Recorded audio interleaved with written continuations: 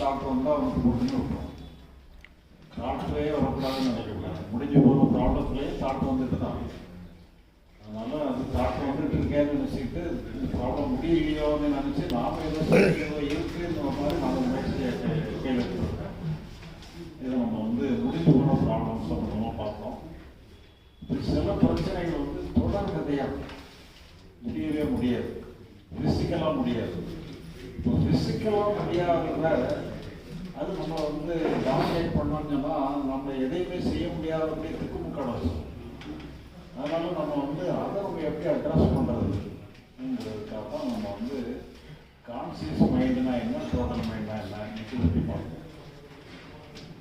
நம்ம ஏற்கனவே பார்த்தோம், உதாரணம் பார்த்தோம். ஒரு மரத்தில் நம்ம ஏறுறோம், விழுந்துரோன்னு பயந்துகிட்டே ஏறுறோம். அப்போ பயத்தில் தான் ஏறிட்டு இருந்தோம். ஆனால் உண்மையிலேயே பயப்படுற மாதிரி கீழே விழும்பொழுது பயமே இருக்காது. அப்போ அந்த நேரத்தில் ஒரு மைண்ட் வேற ஒரு பரிமாணத்துக்கு உண்மையிலே நம்ம மைண்டு தான். ஆனால் நம்ம மைண்டு ஒரு டைம் ஒரு ரெண்டாக பிரிஞ்சு செயல்படுது. இன்னொரு டைமில் எல்லாம் ஒன்றா சேர்ந்தது. ரெண்டாக டபுள் ரோல் எடுக்கிறாங்க. அப்படி அந்த டபுள் ரோல் எடுக்காம எல்லாம் மொத்தமாக இணையிறது பேர் டோட்டல் மைண்டுன்னு பேர். ரெண்டாக பிரிஞ்சு இருந்து செயல்படும் பொழுது கான்சியஸ் மைண்டு, டோட்டல் மைண்டுன்னு சொல்லி ரெண்டாக பிரிஞ்சு. இப்போ நம்ம சாசனங்களில் இந்த மனசை ரெண்டு விதமாக, அதாவது அதுக்கு அவங்க வேற பேர் கொடுக்குறாங்க. அந்த கர்மம்னு ஒரு பேர் கொடுக்குறாங்க. நம்ம சுவாச ரீதியான வழக்கத்தில் அந்த கர்மம்னா தான் மனசு. அந்த கர்மங்கிறது 4 கம்பார்ட்மெண்ட்டாக பிடிக்கிறாங்க. மனம், புத்தி, சித்தம், அகங்காரம்னு 4 கம்பார்ட்மெண்ட்டாக பிடிக்கிறாங்க. இதில் முதல்ல மனம்னுட்டு ஒரு பகுதி.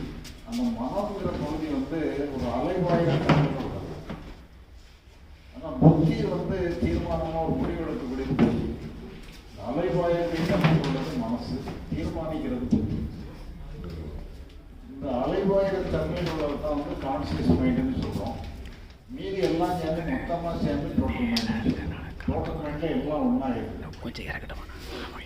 ஆனால் அந்த அலைவாயிர மனசு மட்டும் தனியாக இருக்கு. அதனால அப்படி ஒரு கேரக்டர் நம்மகிட்ட இருந்துகிட்டே இருக்கு. அந்த அலைவாயிர மனசு மட்டும் தனியாக செயல்படுது.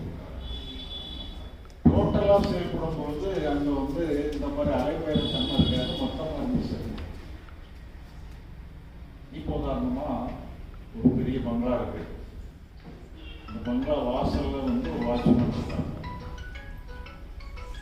இப்போ ஒரு நாள் என்னன்னா காலையில் ஒரு ஜெய்ஜாண்டிக்கா ஒருத்தர் பெரிய